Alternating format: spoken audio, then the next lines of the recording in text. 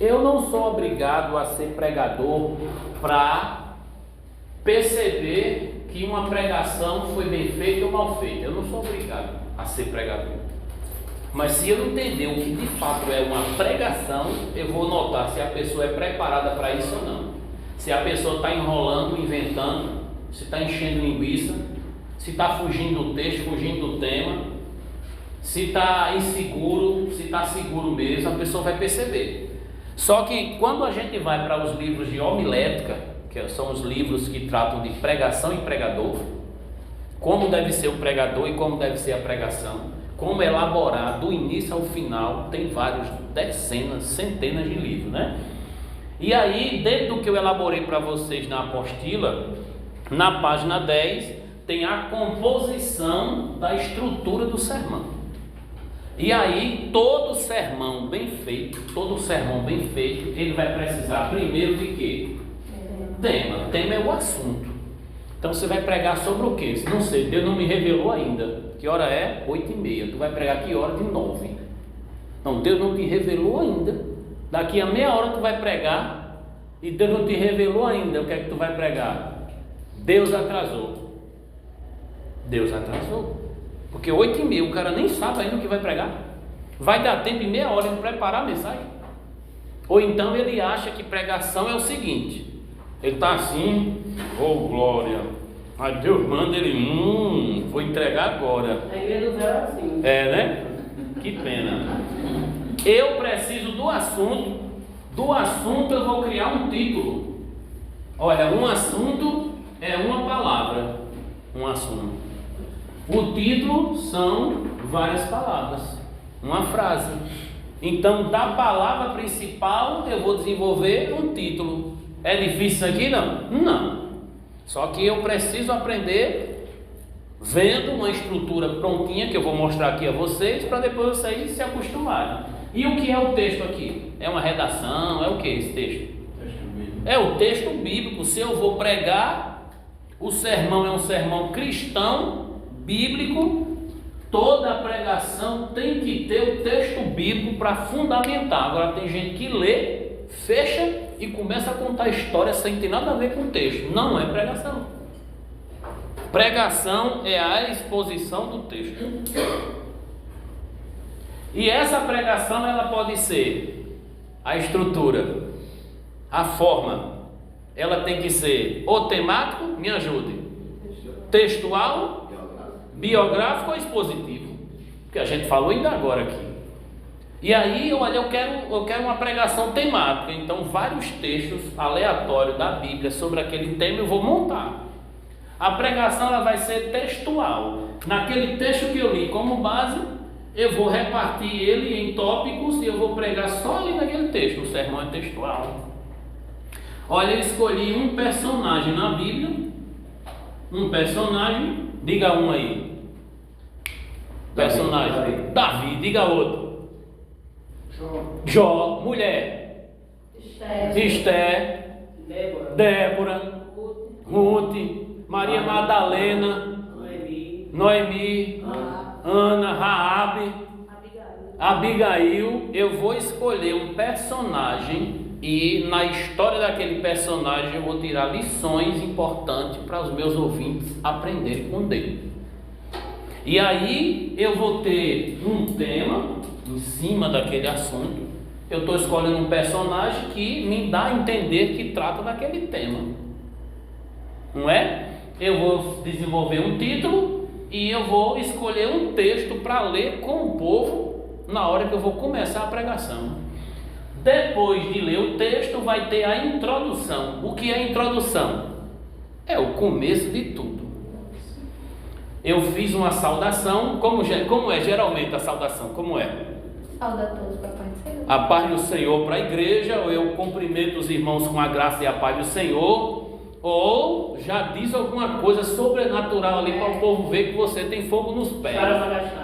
Macaxaia, como ela está dizendo ali, não sei. Mas a introdução, ela vem, olha, eu vou falar sobre esse assunto e eu vou ler esse texto, ou eu leio o texto para depois dizer o assunto. A ordem não é muito obrigatória. Às vezes eu leio o texto, depois de ler o texto eu oro depois de orar, eu vou e digo: olha, irmão, nós vamos falar sobre esse assunto e o título da mensagem é esse, grava aí. Tem gente até que pede para o povo repetir o título. Eu posso dizer o título antes de ler, eu posso dizer o título depois de ler, eu posso orar, ou posso não orar, porque já oraram por mim quando me chamaram. Entende o que eu estou dizendo? Tudo isso tem que ser observado dentro do tempo que tem. Li o texto e eu vou fazer uma introdução. Daqui a pouco eu vou falar sobre a introdução e a conclusão. Cuidado na introdução, cuidado na conclusão, para não acabar com a mensagem.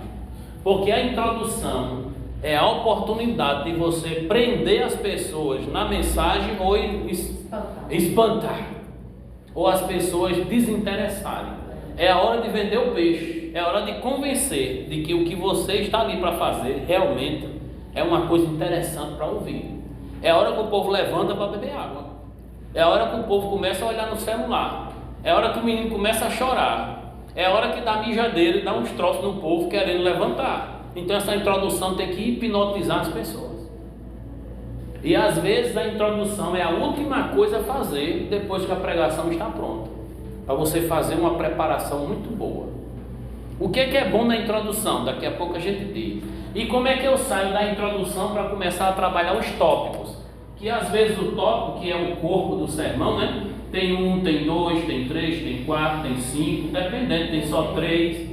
Então são pontos que você vai descrevendo e lições que você vai passando para o mundo. Primeira coisa que nós aprendemos aqui. Segunda coisa que eu quero passar para vocês. Terceira coisa que Deus me disse para falar para vocês. Então vai pontuando, contando que quando tiver saído do 1 para o 2, não volta para o 1 mais não. Já disse tudo do 1. Olha, terminou o 1, vai para o 2. Não volta mais para o 1 não. Olha, terminou o 2, vai para o 3. Porque eu tenho que ter o meu esboço para isso. Porque o esboço vai resumir o que eu não posso esquecer de dizer quando estiver no 1, quando estiver no 2, no 3. Depois que eu apresentei o corpo do sermão, que são esses tópicos, eu vou para os pés do sermão. Eu vou para a conclusão. Bem, meus irmãos, para concluir, tem gente que diz para concluir 8 vezes e não conclui, mas para concluir, eu quero dizer o seguinte, que pode repetir o que já foi dito para relembrar, pode fazer uma ilustração, pode dar um testemunho aqui de algo que vivenciou, que tem a ver com um assunto, tem que ser coerente com o assunto. E aí, aqui é onde tem o apelo, quando a coisa é evangelística, aqui é onde tem a ministração final, quando a coisa é missionária. Eu quero chamar à frente quem sentiu o chamado de Deus aí. Quando a coisa é confrontadora, chamando ao arrependimento, tem algo a confessar, venha para cá. Tem muita coisa que pode ser ministrada aqui. Repetindo, deixa eu ver, 4, 5, 6. Primeiro é o quê? Tema. Segundo, título. Terceiro, texto. 4, Introdução. 5, Tópicos. 6, Conclusão. Vou apagar. E eu acho que aí também encaixar o tempo, né? O tempo, a gente não inclui tempo no assunto da composição, porque tempo não compõe. Você não tem que criar o tempo. Isso aqui é o que você cria. Não é o que eu necessito para pregar, não. Não. Então, o que é que vai estar no esboço? Isso aqui que você vai criar. O público você não vai criar. O tempo você não vai criar. Isso é o que você vai se preocupar, que são aqueles assuntos da aula anterior. E aí, ó, eu vou criar um tema. Às vezes o tema, mindão. O povo chega e diz assim: você vai falar sobre esse tema. Não fui eu que desenvolvi o tema. Me deram um tema para falar. E às vezes dão até o versículo. Mas já aconteceu, Vitória, de me darem um tema, me deram um versículo, e o versículo não tinha nada a ver com o tema. E eu vou e digo assim: irmão, não dá, porque esse tema não tem a ver com esse texto. Aí vai dizer: fica à vontade do jeito que Deus colocou no seu coração.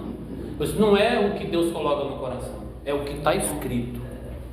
As igrejas têm cobrado do pregador fidelidade à Bíblia, porque a igreja católica, ela manda nas escrituras de lá. A igreja protestante, ela se submete às escrituras daqui. É diferente. A igreja católica é muito clara, ela é soberana acima das escrituras. Na igreja católica, Quem interpreta as escrituras é a igreja, e a igreja é que ela está acima das escrituras. Isso é muito claro lá. Já a igreja evangélica não, ela se submete às escrituras como palavra de Deus. E aqui a gente vai para o desafio. A gente vai para o desafio. Veja aí na página 11. Um modelo, né? Um modelo. Um versículo muito conhecido. João 3,16. Fica aí próxima, João. João, fica aí próximo aí com ela, para ela ver. Para ela ver aí a folhinha. Pronto. Para ela ver, na página 11. Pronto, muito bem. Nós temos um texto, que aí é um exemplo de esboço, não é? O que eu vou pedir para vocês elaborarem é algo assim, como trabalho para nota. Vocês vão fazer um esboço. O que é um esboço? O que é um esboço? O esboço é a anotação daquilo que você vai pregar. E o que é que você vai anotar? Você vai anotar esses 6 pontos aqui. Você vai escrever o que você acha interessante em falar. O esboço é a colinha para você não esquecer do que vai falar. É o roteiro do início ao final. E aí, o que é que não pode faltar? O texto. O texto está aqui, ó. O texto está certo. Qual é o texto que vai ser lido? João 3,16. Então tem aí: Deus amou o mundo de tal maneira que deu o seu Filho unigênito, para que todo aquele que nele crê não pereça, mas tenha vida eterna. Beleza. Tem um tema? Tem. Qual é o tema? 3 perguntas sobre o amor de Deus. Isso na verdade é um título. Entendeu? Eu peguei isso aí já prontinho para mostrar para vocês. Aí tem o texto, aí tem o título, mas o tema não tem. O título foi chamado de tema, porque na verdade o tema é o que? O tema amor, ou amor de Deus. Então o tema é o assunto vai ser falando sobre o amor, ou o amor de Deus. Olha, hoje nós vamos falar sobre tal assunto, o amor de Deus. Mas qual vai ser o título da mensagem? O título é esse: 3 perguntas sobre o amor de Deus. Esse é o título da mensagem. Percebe? O tema, ele é o assunto. Vou falar sobre o amor. Mas que tipo de amor? Entre homem e mulher? Entre pai e mãe e filho? Não, o amor de Deus. Então, se eu vou falar sobre o amor de Deus, qual seria o título? Então, o título que eu vou desenvolver aqui é um sermão que desenvolve tópicos em perguntas. Então, vai ser 3 perguntas sobre o amor de Deus. Olha, um sermão que é desenvolvido com perguntas e respostas. Perguntas e respostas. E aí, na introdução, é uma coisa que eu vou ficar falando para trazer as pessoas para a pregação. O que foi anotado aqui? Que no livro tinha, né? Não é fácil compreender o amor de Deus.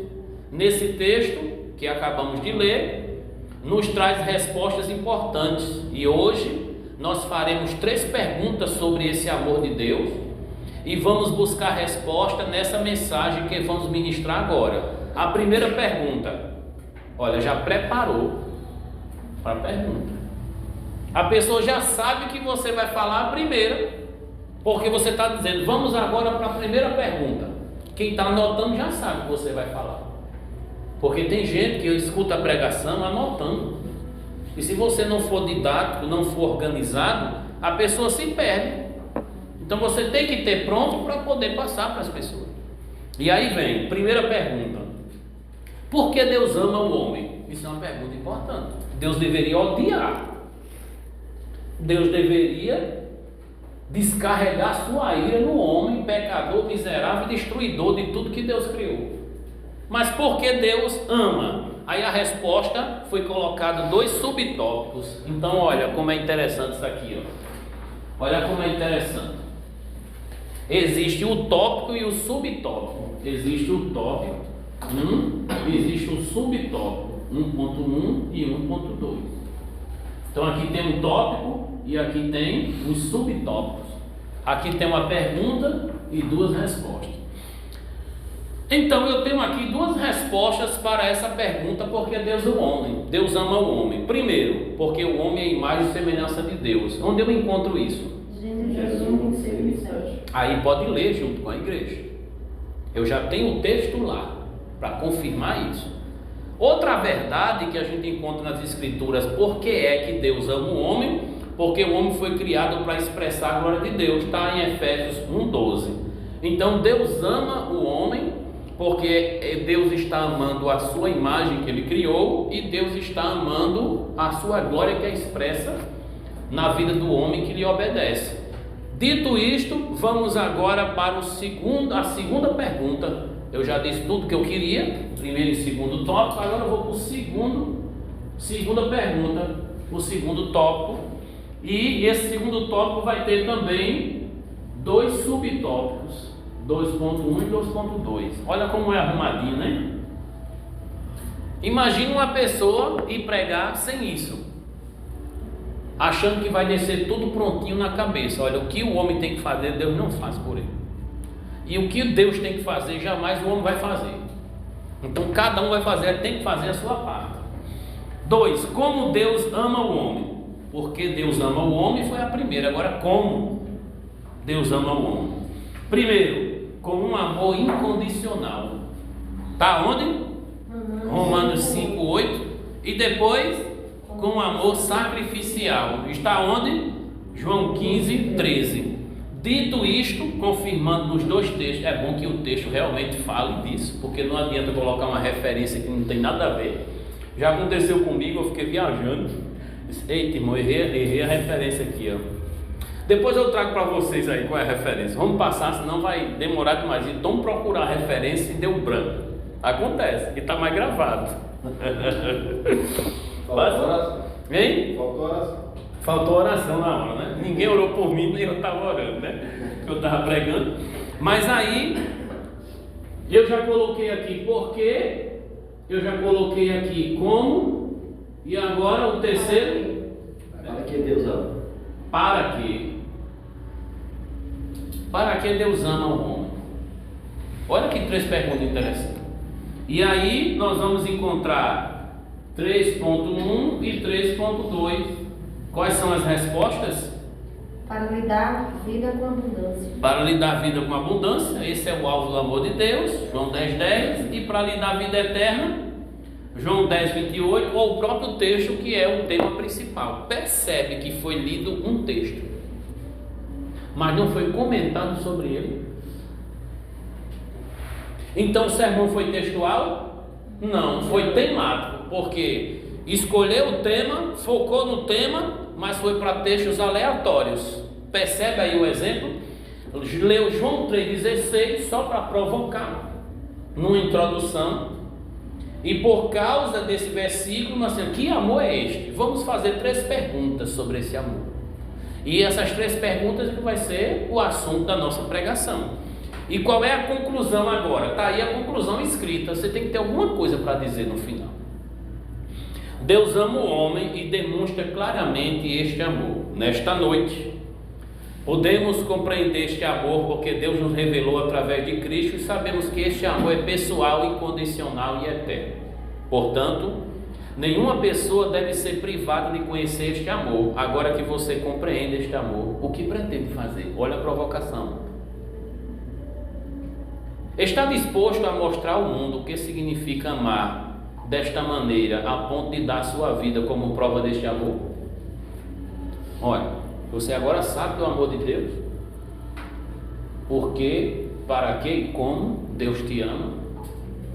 Você está disposto agora a retribuir esse amor? E aí vem, todos que queiram assumir o compromisso de falar deste amor às pessoas, levante uma das suas mãos agora.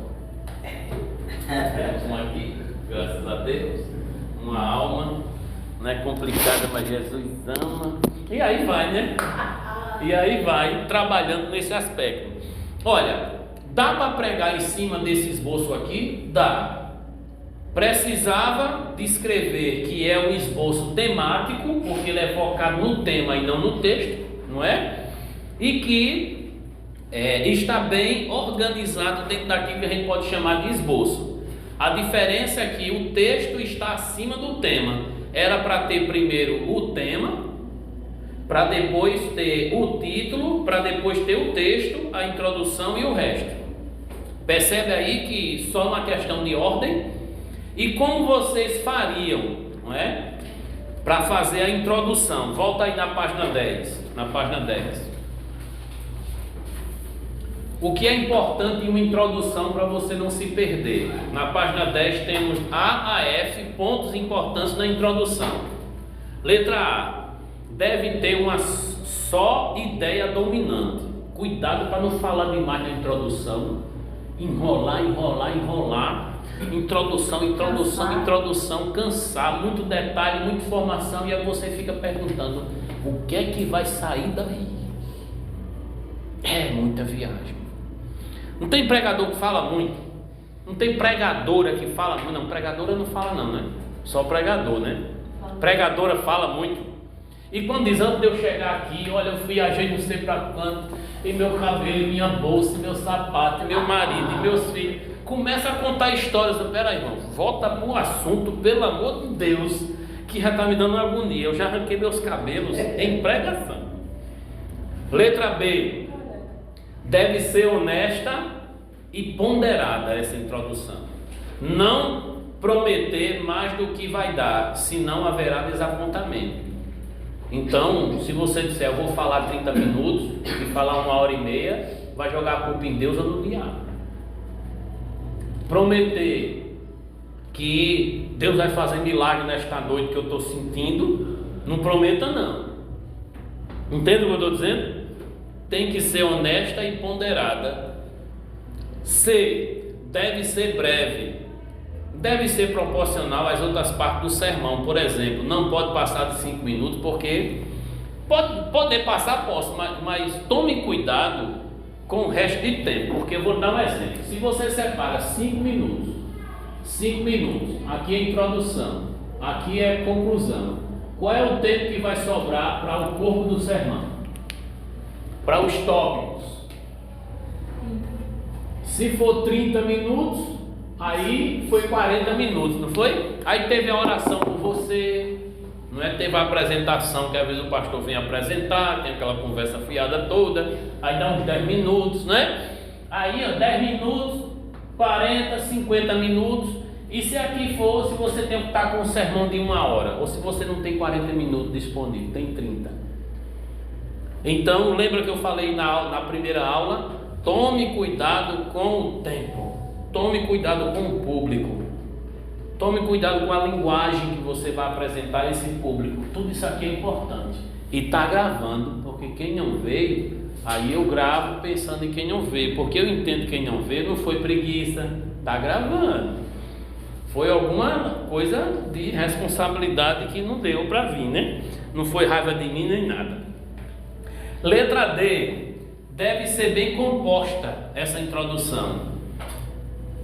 Será a primeira impressão acerca da mensagem que você vai pregar. É o cartão postal da pregação, é a introdução. Não é a saudação, não é o seu sorriso. É aquilo que você terminou de ler o texto, amém, olhou para o povo, falou, é agora a hora de vender o peixe. De você mostrar que está nervosa, que está nervoso, que está seguro, que está convicto e que está ali realmente para fazer uma boa tarefa. É a hora de convencer o povo. Letra E. Deve-se evitar referência à própria pessoa. Quase nenhum pregador faz isso, né? Eu. Se o auditório perceber que o orador quer se exaltar, poderá ficar antipático a ele. Já está falando dele demais. Fica falando dela demais. Sim, às vezes tem esse negócio, está contando sua própria história. Deus fez. E eu fui, Deus fez. Minhas mãos, meus dedos tocaram em mim. Foi fogo puro. Eu, glória a mim eternamente. Tome eu. Deus sumiu da pregação. Cuidado. Letra F. Deve ser proferida com calma. Falar ligeiro demais, falar alto demais. Não, tudo com muita clareza, com muita cautela. Deixa o povo hipnotizado e agora vamos para a primeira observação, primeira lição, primeiro exemplo, primeiro critério, primeiro alguma coisa que você quer dizer lá. Sempre vai ter pontos, tópicos, né? Como a gente estava falando aqui. Pode não ter esses subtópicos, pode ser só esses tópicos aqui, dependendo do tipo do sermão. Vamos para a conclusão. Na conclusão, o pregador deve terminar o discurso, que é o sermão, né? De maneira mais natural, apropriada e adequada possível. Cada um tem um jeito de fazer essa conclusão, mas tem gente que pode estragar a pregação no final. Deve ser a conclusão do seu sermão todo e não apenas do último tópico, que às vezes o último tópico fica mais claro do que o sermão todo. E aí você faz um resumo só de um tópico e o resto fica esquecido. Mas se você colocou no sermão 3 ou 4 tópicos, tem que resumir os 4, os 3. Precisa ser breve e abranger todo o conteúdo resumido, mas tome cuidado para não começar a pregar de novo e prolongar ainda mais. Ô dica extraordinária. Porque tome. Fica sabendo. Eu cheguei domingo, foi uma aula especial lá, onde eu congrego. Aí deram a oportunidade para o irmão contar, que eles chamam lá de testemunho. Ele foi contar. 45 minutos. Não tem como não. Todo mundo olhando para o pastor e o pastor. Ninguém pode dizer assim, não, chegar perto dele igual que o Jean faz. Pode, mas não sei porquê. Mas tem uma coisa especial nele que ninguém chegou lá para mexer nele. E ele toma em contato, repetindo, e dá para perceber a inquietação. E foi convidado um pregador especial, porque é aniversário da igreja, e o pregador especial estava lá, e o sermão dele foi 1h20. Tu tem noção, a manhã toda. Então há essa necessidade. O irmão estava contando da importância de você evangelizar. E cada pessoa que ele evangelizou na face da terra, ele estava contando ali, pelo jeito. Ele contando detalhe por detalhe como foi. Porque um disse, outro disse, subiu a escada, desceu, sentou, olhou para cima, olhou para o lado, tal, todos os detalhes possíveis. Parecia que ele estava contando como é que chama? Um poema, não, uma literatura. Para poder descrever lá e depois virar um filme. Então assim, há uma necessidade de tomar cuidado com essa questão do tempo, com a objetividade. E aí, um dos motivos que eu comecei a gravar o que eu prego, o que eu ensino, foi para ouvir de novo e ver no que eu posso melhorar. E 10 anos atrás, 15 anos atrás, 20 anos atrás, quando eu vou ouvir, é para rir, e rir para não chorar de algumas coisas que deveriam ter sido melhoradas, e graças a Deus melhorou, né? Hoje eu só falho para poder me igualar a vocês, mas para eu me sentir humano igual a vocês, entendeu? Por isso que eu tento errar, me esforço para errar. É difícil errar, mas eu me esforço para poder me igualar a vocês. A aplicação e o apelo também são importantes na conclusão da mensagem. O apelo é o clímax. Isto é, o apogeu, o ápice, o auge, palavras bonitas, né? Da pregação. Portanto, deve ser feito com a seriedade devida e tendo em vista a aplicação da mensagem na vida do ouvinte. Não subestime essa oportunidade. Às vezes eu não faço, deixo com o pastor. Porque essa questão de pessoas que estão ali, que não são, dia de domingo, né? Que não são evangélicos, mas às vezes já fez parte daquela igreja ali, às vezes já fez parte de outra, tem algumas feridas, algumas coisas que precisam resolver para decidir. E às vezes o apelo, ele é tão apelativo que a pessoa vem com pena do pregador, tanto ele chamar. Então é muito relativo essa questão do apelo, mas é uma oportunidade que você deve aproveitar. Principalmente se você percebeu que aquela pessoa olhou para você dizendo é isso que eu quero. E já aconteceu, de eu estar olhando, eu estou pregando, eu não sei quem é membro e quem não é, Mas de repente, quando eu fui pregar, eu perguntei: quem aqui não congrega aqui? Congrega é de outro lugar ou não tem igreja nenhuma? Levanta a mão aí. Beleza, pronto. Eu vou falar numa linguagem que você entenda. Entendeu aí, meu querido? Quer tomar uma decisão agora? Olha um apelo que você não deve fazer. O pessoal deixou ele lá atrás hoje. Ele fugiu, porque ele ia sentar aqui. Eu disse: é você que vai pregar hoje? Aí antes de ele vir para cá, ele já correu para ali, porque eu disse que ele ia pregar hoje. Não foi assim, gente? Aí digamos aquele rapaz ali, olha, aquele rapaz ali é o rapaz que está visitando. Todo mundo aqui supõe que seja convertido. Eu sou pregador. O que não se deve fazer? Boa noite, meu amigo. Seu nome? Alice. Primeira vez aqui, né? Nós estamos aqui diante de Deus. E eu queria saber, todo mundo está olhando para ele, se você quer aceitar Jesus agora ou quer deixar para depois. E aí, você tem essa oportunidade agora de negar ou de aceitar. Você pode até morrer amanhã. Você aceitar hoje, se você morrer amanhã, hoje mesmo, você voltando para casa, você já vai direto para o céu. Se você quer, levante sua mão agora aí. Se não, Deus te abençoe. Quem sabe Ele te deu uma oportunidade. Não é? É quase que o diabo te carrega. Fizeram mais ou menos assim. Tem uns que contam uma história, que eu tenho vários pregadores, o mesmo pregador com a mesma história. E uma vez pregou, a pessoa não aceitou, e quando saiu, morreu. Então, isso é apelar demais, não é? Chamaram lá pra frente ainda. Chamaram lá. Só eu e um amigo meu. Foi, fizeram isso contigo? Na igreja de domingo, na Assembleia, essa tarde.